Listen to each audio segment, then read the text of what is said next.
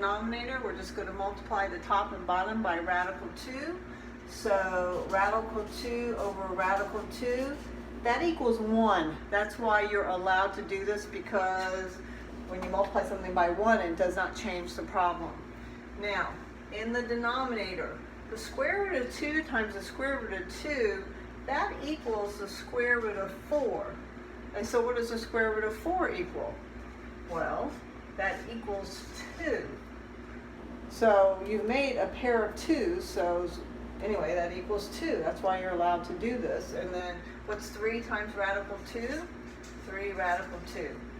You've just rationalized the denominator. That means you got the radical out of the denominator. That's all you have to do, because you cannot leave a radical in the denominator.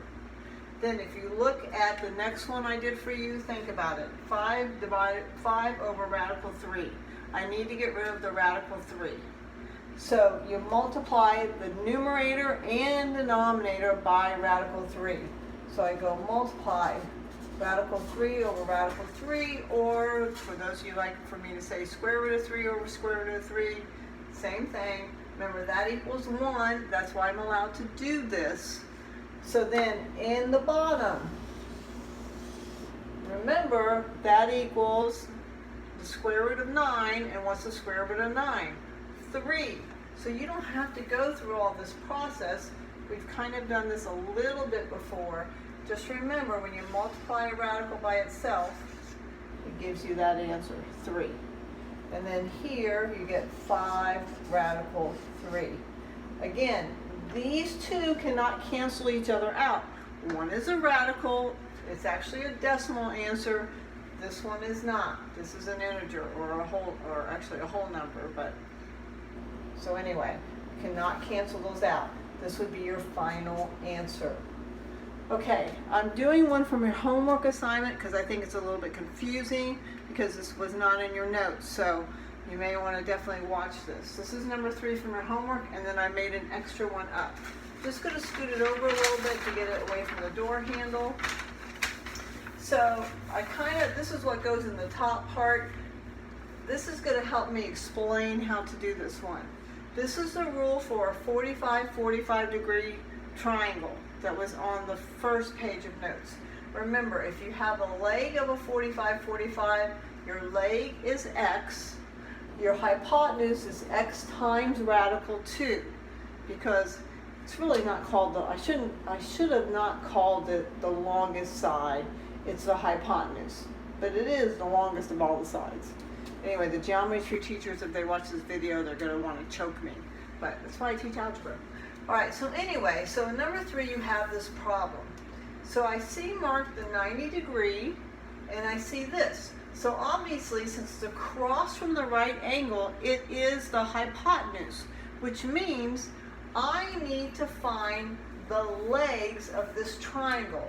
If this is 45, this is 45. That means x and y are going to be the same answer. They are the legs of that triangle. This is the biggest of them all. I have the hypotenuse given to me. So look at the information I wrote up here for a minute.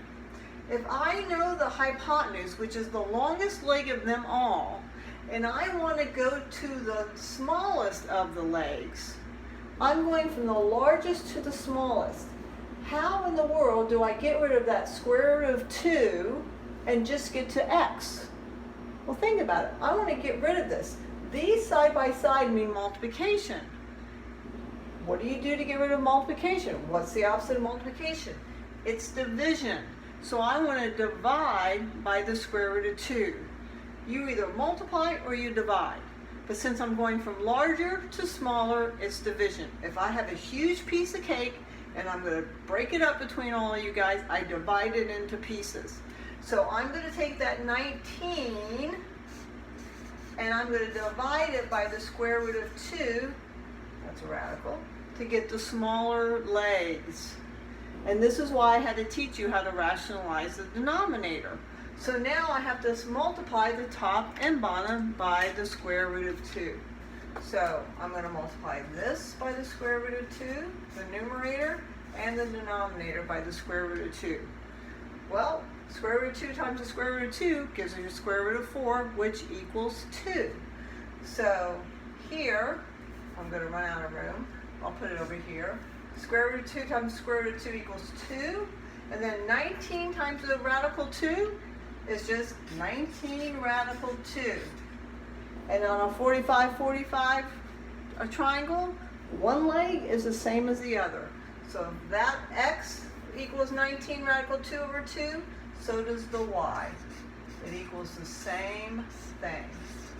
So that is your answer for number 3. So these triangles, the way they're marked, is very helpful. You need to have those. Very important. So I kind of made one up just real quick. So if you just look at this one right here, so I marked it. And I marked it, I didn't, so if you notice the hypotenuse is not given. So I marked a leg. So if this leg is 5, what must this leg be? Well, that leg has to be the same as this leg. So this leg is 5. And then what's the hypotenuse going to be? Well, if I look up here at my rules, if I have a leg and I go to the hypotenuse, I have to multiply. Well, what do you multiply by? You multiply by the square root of 2. So I'm going to take 5 times the square root of 2. Okay, I hope that helps. Now remember, if you make a mistake, all I ask of you is to try. Please show your work. Watch the video twice if you have to. Yes, when Larry was